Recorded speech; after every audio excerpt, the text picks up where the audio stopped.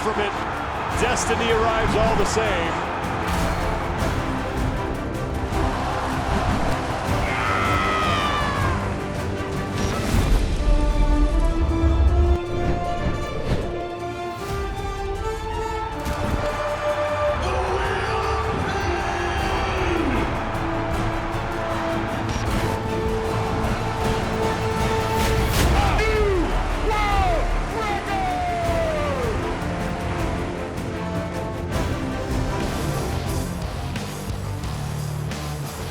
Day one is in the books in Madison, Wisconsin, as we close out the first day of competition at the 2019 Reebok CrossFit Games. Thanks for staying with us, everybody, here on the Rogue Iron Game. I'm Sean Woodland with Annie Sakamoto and Chase Ingraham. The women just wrapping things up in that last event, shaking up the leaderboard a little bit. Yeah, a lot more than I thought was going to get shaken up, that's for sure. To see Tia not even finish in the top 10 on that event was very surprising. Again, we're early in the competition, so the points don't have quite the weight that they will a little bit later on, so she's still okay. But good news for Sam Briggs, like we were talking about earlier, her two kind of GOAT movements come out in the first two events, and she survives. In terms of a heavier snatch in event one, yes, and the handstand walks for the last event. The problem there is that we also had running, and we also had legless rope climb, so it wasn't all for naught. But to have Sam survive the cuts early is the best thing that she could ask for in terms of what movements they threw at her today. We still don't know what the weekend holds. We don't know how many events. We don't know when the cuts will be. But like you said before, it's better to have a bad first day than a bad last day. Let's go to the team's overall standings as we'll get back to the women's competition here in a little bit, but we'll show you where they stand now after three events. And it was CrossFit Mayhem Freedom. They win the first two events, and then they finish second in event number 3. They have 293 total points. They are your overall leaders. After them is CrossFit Krypton. They are in second place at 230 points. The Central Beasts, they are in third. Now, OC3 Black, they are in the top 11, which that's the first cut, down to 11 teams. So they look safe right now. And then Invictus X and the Exterminators rounding out the top 10. But look, CrossFit Mayhem, you get them on this big stage. Regardless of what has happened earlier here in the season, you know they're going to perform 2 firsts and a second. What impressed you about what they did today? It's what they train for all year. It's not for the open, it's not for the sanctioned events. Those are practice. Right? Now you got to get here through a sanctioned event. That's the only way it happens. But Mayhem trains for the games. Mayhem trains to win the games. And that's pretty much all that they do. But the way they executed today, after all kind of the hubbub coming in, it's like, is Mayhem what they used to be? They had these bad events here and there. OC3 beat them at Rogue Invitational. Is that this is a statement beyond just the competition. Is that you have no idea what we've been training for and what we've been preparing. And the fact that they can come in and not just win events, but dominate them on every level of the playing field. CrossFit Mayhem with a 60-point lead after the first day is one of those where I was surprised that it was going to be that much, but it's CrossFit Mayhem. So I mean, what surprises could they really have? But now we need to see how they deal with the change in the points, because you mentioned 63-point lead right now. Under the old format, that's almost insurmountable right now. But in one event, 2 events, as we move through this, that's gone just like this. How do you think that their experience is going to help them sort of keep that in mind?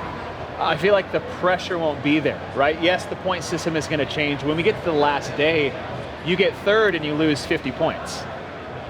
That pressure, I think a lot of people are afraid to lose events when it comes to crunch time, and it's just not going to affect. When you have Rich Froning at the helm, leading the charge with experience, coaching, I'm not worried about Mayhem whatsoever, especially after what they did today. They are solidly in first place. CrossFit Krypton, meanwhile, they sit in second, but only by 7 points over the Central Beast. And I don't want to say Krypton is in a quiet second place, but they had 2/3 and a 7th today, so all top 10 finishes. What did you like from them? Well, what I really liked is, CrossFit Krypton, they did great. They won 2 sanctionals, but not with the roster that's on the floor right now.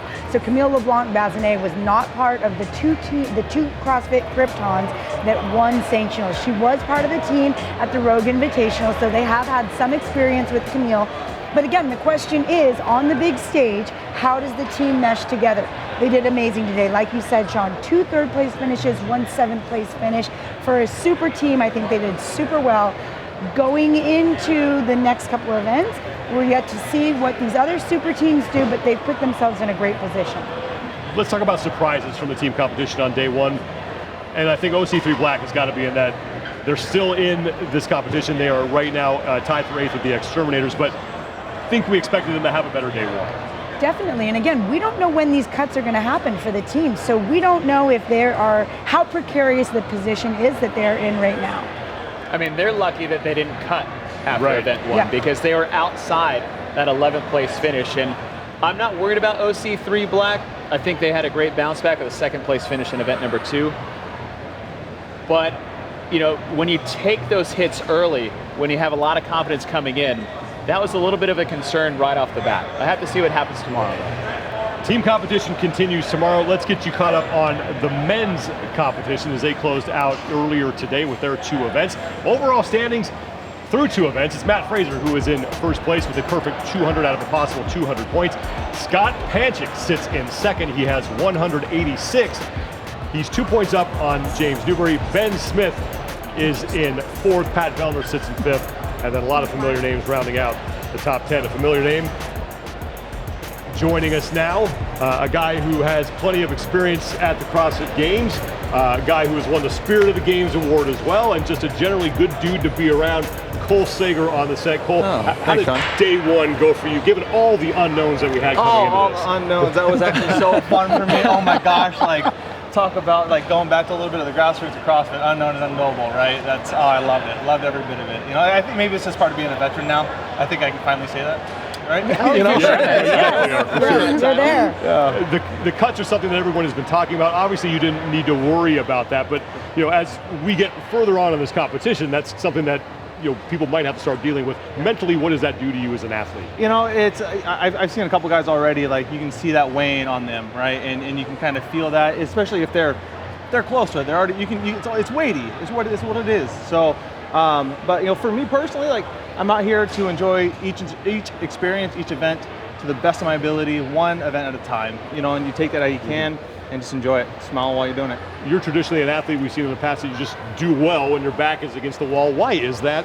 I am just resilient. Like I was like, maybe it's just because I just, I enjoy things. I love it. I'm gonna give my best no matter what. And I'm gonna fight and I'm gonna scratch. I think it may be a little bit of that football background. Yeah. I'll take a licking. I'm not afraid to get punched in the face. I'm gonna swing back. You know what I mean? So it's just a little bit of that lies in me naturally. How did you feel about day one? How did you feel about the events, the workouts, and how you did? I was so happy with day one's programming. It really came down to skillful CrossFit. And seeing that first event come out and seeing it more in that classic CrossFit realm, something that you would see on CrossFit.com was so cool. How many times have we said like, hey, make sure you're looking at CrossFit.com before the games? Like you never know. You never know when something is going to slip in there, right? So to have that come and then truly pull up CrossFit.com was really, really cool. We have a couple more days of competition here. We're just getting started. What do you want to see tomorrow? I love work capacity. Again, being a bigger body, being somebody who has a little bit of grit inside them, I love to just work and work and work. So load us up with the volume, load us up with the work. Let's get our teeth and let's get after it. You're a guy who's obviously been here a bunch of times. You know how to handle the pressure. What do you have to do now as you leave here tonight to stay focused and make sure you're ready to come back tomorrow? Yeah, this last event, I didn't have the best showing that I could have possibly had on it. So it's wipe that one clean, turn the page, and now look forward to the next event because it's one event at a time, especially with the cuts coming in this year. Take one event at a time, enjoy it, smile about the good things, right? Find something good to smile about, stay positive on, and that's really what's going to drive you forward moving forward. I think looking at it, you are now, I dib thee a veteran of the CrossFit Games. Thank you. But in terms of success, you have a very good mindset on every level of your life. What will you measure a successful CrossFit Games this season for Cole Sager?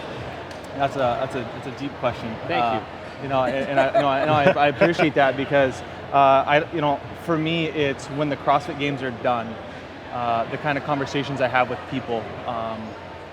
I want my performances, the way I hold myself on the field, and the way that I interact with the volunteers and whatnot, I want that to move the community. I want to move hearts. I don't want to just perform well. Absolutely, I want to perform well, and I want to do the best of my ability. And I think that's up there. But at the end of the day, like, I want to move people's hearts. Well, I think you just did, to be honest. Yeah, thank you. And building on that, you're one of those guys that he's always the first guy back out on the floor when someone's struggling, always cheering somebody on. What motivates you to do that? I know what it's like to struggle. I've been there, and so to have somebody come alongside you and lift you up and push you forward, it's a really, really good feeling. It's one of the things that made me fall in love with CrossFit in the first place. It's like, I loved that about the early on games when I was starting to get into it, seeing people going back and cheering. Like, I don't want that to be lost in this sport. And if I'm the one that just needs to go out there every single time to hold on to that, I will do that. But I think that that's what's the beauty of our sport. Cole, thanks so much for taking the time to join us. Absolutely. I know you got Thank some you so recovery much, to take care of. Rest up. Look forward to seeing you tomorrow. Best of luck. Yeah, thank you guys. Let's talk more now about the men's competition. Mat Fraser goes 2 for 2. What more can we say about him now as we head into day number 2? Anything new that you can think of? Boring. It's boring. Well, what stood out to you the most about him today? I think, like you said, that he went 2 for 2. It's the first time that somebody has ever done that at the CrossFit Games. Good job on the mic. And to see him do it so calm, cool, and collected. I mean, again, what is there left to say about this man? What can't he do physically, mentally, and otherwise? I think the scariest part about that is that 2016-17, it was, I'm here for vengeance and retribution, Mat Fraser. And then it was, I'm here for business in 2018. Now we're seeing him smile during events or right afterwards. So it's almost like he's having more fun than he is at any point in time. Of course he is. He's winning everything. Yeah, winning is awesome. Winning is fun. Yeah, that doesn't Winning hurt, is that's fun, for sure. but to watch him do that, which I said this earlier, with such ease and enjoyment is borderline scary. Like, the point differential should be greater for what Matt has done in the last 2 events on the rest of the field today. No, he's the first man ever, first individual ever to win the first 2 events at the CrossFit Games. Not like this guy needed any more accolades, but the first guy ever to win both opening events at the CrossFit Games. Meanwhile, James Newberry, who has never finished inside the top 10 overall at the CrossFit Games, currently sits in 3rd place. What's different about him so far this year? Well, for sure, it's those first 2 finishes with a 6th and a 4th place finish. So James Newberry is somebody who's always done super well at regionals, and for whatever reason, that has never transferred over to the games. So it was great to see him have 2 top 10 event finishes today. He looks great. He looks very collected. So I'm excited for James Newberry. By far his best first day ever. A lot was made about Hunter McIntyre. He was one of the Wildcard recipients. He made it through the first cut, doesn't make it through the second cut. Is this about what we expected from him? I'll say I was wrong. I was very open to the Wildcard situation based off how the season was going. He did well enough to make the cut in the first event, but to not be able to make the cut going into the top 50, it does prove that the test is the right test when we're talking about the CrossFit Games. It was good to see that perspective. At the same time, I think you should have done better, or I would have assumed he would have done better based off what the hype was going in. But this just proves to another level that this is the test of fittest on earth, and I think we can move past that and realize that, yes, maybe we do know what we're doing and know what we're talking about. Well, thank you, Chase. I accept your apology. Yes. What do you want to see now tomorrow? What are you looking forward to seeing the most on the men's side of things?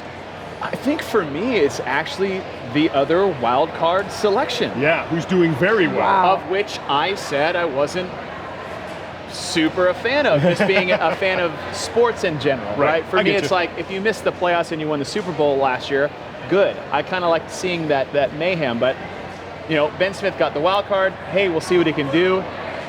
Gets 2 top 10 finishes, sitting in 4th place overall, I believe. Yeah. And now I'm excited to see what he can do because I wasn't sure. He's coming off injury. He's had a rough offseason. Just became a new dad. We're talking less than a month. I still remember what that felt like, and I was a pile and a half not getting 4th place at the CrossFit Games. Man. So I'm really excited to see what Ben can do now. How about you, Andy? For me, it would be Chandler Smith. Yeah. He had such an incredible first event. He looked so poised, so confident. And then he stumbled a little bit on that second event. So I want to see, does he deserve to be here? Can he take a stumble, have a little trip, and recover from it, bounce back? Tomorrow's a new day. I think Chandler Smith very much deserves to be here competing amongst these men. I hope that he truly believes that, and we see another, that first event side of Chandler Smith tomorrow. Well, things are going as expected on the men's side of the competition with Mat Fraser in the lead. No one is shocked by that. But on the women's side, a little bit interesting after 2 events. Karissa Pearce, for the first time in her career, is the overall leader by 12 points over Annie Thorisdottir. Tia Toomey was the leader after the first event. She is now tied with Kristen Holta in points, but Toomey has the tiebreak because she has an event win. Brooke Wells, Haley Adams, that's another surprise. Danielle Brandon, that's a surprise there. Amanda Barnhart moves way up the leaderboard. She cracks the top 10. Laura Horvath is back where we would expect her. And now Jamie Green is in the top 10. But how about Karissa Pearce right now? I mean, there's still 3 days to go, but the fact that she's on top of the overall leaderboard is impressive. Right, and looking at these first 2 events, I knew Karissa Pearce would do well. I have her pegged as doing very good on both of these events, but I did not expect her to be on the top of the leaderboard after both of these events. So the fact that, again, the rope climbs, we knew she would do well at. The heavy barbell, we knew she would do well at. She looked really good on the running, though, which was a little bit more surprising to me. And then to do so well on that second event, she's doing great. But like Tia, she's got a little X on her back now, and so she needs to be able to ride that wave of doing well, stay confident, and repeat tomorrow. And I'm kind of going to contradict myself because we're making a big deal about Karissa Pearce being on the top of the overall leaderboard, but there is no reason for Tia Toomey or really anybody in that top 5 to panic right now. Oh, absolutely not. I mean, it's day 1. Yeah. We've only had 2 events, and we don't know how many they're going to be. We don't know when the cuts are going to be, but if you're inside the top 10 after the first day, great. If you're in the next 10 below that, okay. It's day 1. The points are so small. What's going to matter is really what happens when those points start to grow in between place finishes, because then your ability to catch up or your ability to suffer some bad events changes dramatically. What did you see that you liked from Tia Toomey today that made you think that, yeah, you know what, she has what it takes to win her third? I really enjoyed the way she did the first event. On her runs, she was almost stoic and comfortable.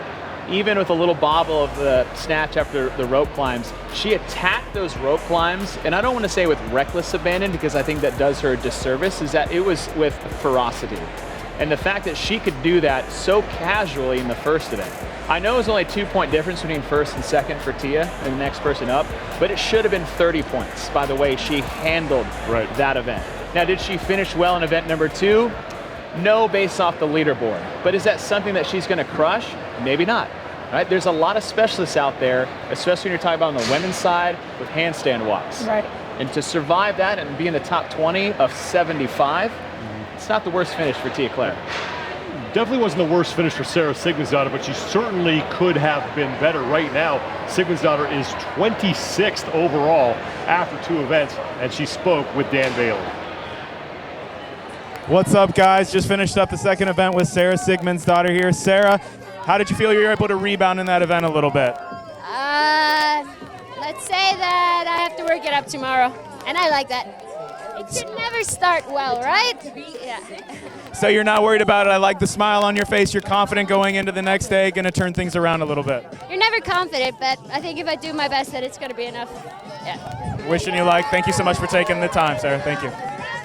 Thank you, guys. Back up to you. All right, thanks, Dan. Sara Sigmundsdottir, we saw her look concerned after event 1, or look a little disheveled.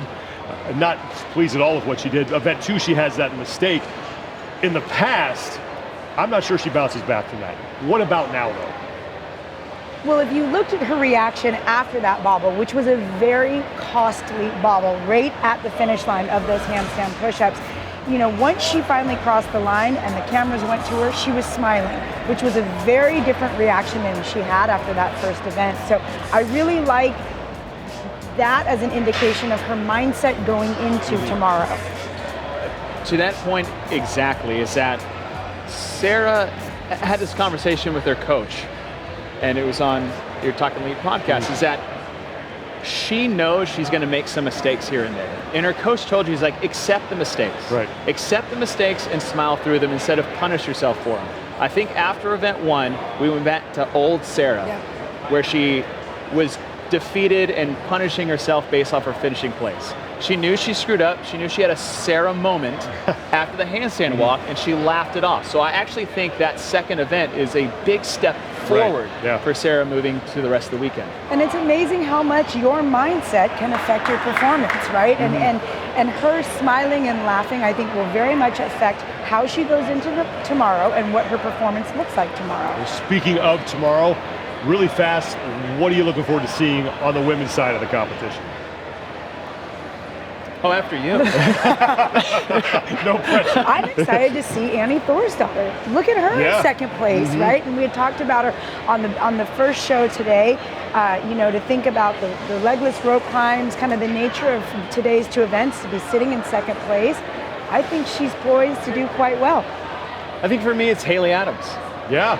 You know, you've been to the games before as a teenager, but it's a different world when you come to the deep end where the sharks be swimming. Right. And to come here, kind of almost like she seems very calm, unaffected by the stage that she's on. She's like, I'm actually a fan of most of these girls that I'm worried about as competitors. And to sit in the position that she's currently in after this day, I think it's going to bode well for her moving forward. I'd like to see how she handles it tomorrow. Kind of what Laurel Horvath did last year on her way to finishing second overall. I want to watch Kristen Holta because she is doing again what Kristen Holta does. We always overlook her, and then there she is in the top 10 right now. Holta sitting in 4th place overall, 7th overall at the CrossFit Games the last 2 years. It was a blast here on day 1. Thank you guys for being with us today. We're going to have all the same stuff tomorrow. We'll be with you all day, bringing you the action from the teams and the individuals competition. So make sure you find the Rogue Iron Game online and you watch our coverage. That is it for today.